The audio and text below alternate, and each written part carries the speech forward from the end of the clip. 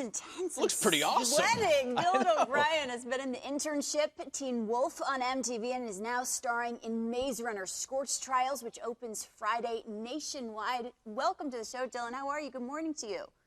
Good morning to you. Thanks for having me, guys. This seems like a taxing film physically. Did you train for it? Did you have a stunt double? Yeah, well, I have, you train, you kind of get your legs in shape a little bit a couple weeks before so you can handle the, repetition of doing these things on set every day. But not so much. I mean, I don't have to be like a super athlete or anything, so you just kind of jog a little bit, get your legs in shape. And then you really get in shape on the movie, I guess. Hey, Dylan, Mark DeRosa here. Obviously, hey, Mark. What's going on, man? Obviously, how you doing, man? We know you're a Mets fan. We've Yeah. had a few of them, from Hank Azaria to Paul Blart, Kevin James, Brewer. Jim Brewer, and Yeah. they're all real lean towards the super pessimistic Met fan. Do you put yourself in that, or are you buying in that this team can run the table? I don't know. I mean, I think I'm the most desperately optimistic Mets fan in the world. Like during our last, rebuilding 7 years, that's what's so exciting about everything now.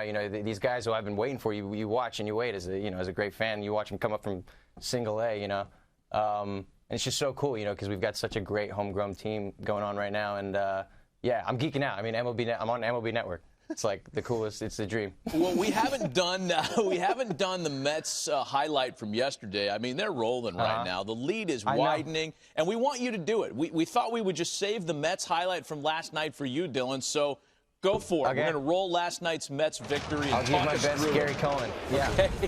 All right, so we got Mets Marlins here. Cespedes been a monster. This is going to be his 17th now home run since coming from the Tigers in what, 5-6 weeks? Unreal. Mets down 3-1 in bottom of the sixth. d'Arnaud, though, tying it up again in the Mets, showing resiliency, baby. It's got the old captain, D. Wright. All of it's late, too. Ground rule double, I think, right? What's that? Late offense. They add on runs late. I know. They just been, they refuse to lose, man. It's been so fun. It's amazing. And then Familia closing it out. What's that, 41st, 42nd of the season? Save? And the Mets win their 8th in a row, and there's their all-star player, Dylan O'Brien, right there. Hey! Involved Looks like Travis Look d'Arnaud. at me high-fiving your rebound. You guys have made my week. You are an optimistic Mets fan. Make a case for Yoenis Cespedes to be MVP of the National League, a conversation we have often on this couch. Well, the kid, look, it'd be insane, but it'd be great because it's all about, like the most valuable guy to his team and the guy who affects the pennant race, So, look, a lot of the guys, the Mets have been with d'Arnaud and Conforto coming up, everyone's been clicking since Cespedes came over, But yeah, I mean, he sparked it, and since he's arrived, the team's been averaging over 6 runs a game. So, there's your argument, really. Now make an argument as to why Matt Harvey should continue to pitch down the stretch and through the postseason. Here we go. Oh, Here we go, Dylan. Yeah, that's a whole thing. I mean, we had April and May to space this out. I don't know why this is happening now. Look, I want him to pitch. I know the doctor, wants him capped at 180. It's up to him, but he's got to pitch, man. He's got to, we can't just get to the playoffs now and not have Harvey. I love that would be so disappointing. But I also want him healthy. It's a tough call. Whenever we speak with an actor or a musician, I'm always curious about if you've ever met somebody who you grew up like with hero worship on. Like here in sports, like occasionally someone will go through the building here and I'm like, whoa, no way. I loved you as a kid. Have you had that experience with somebody that you've worked with or somebody you've had a chance to meet? Yeah, you trip out a little bit. I'm like the biggest, I kind of get starstruck by, like, my Mets the most, like athletes, really, baseball players in particular, like, like if, you see, if I met David Wright, that would be like I wouldn't be a normal person, which is so funny because I'm not even like that.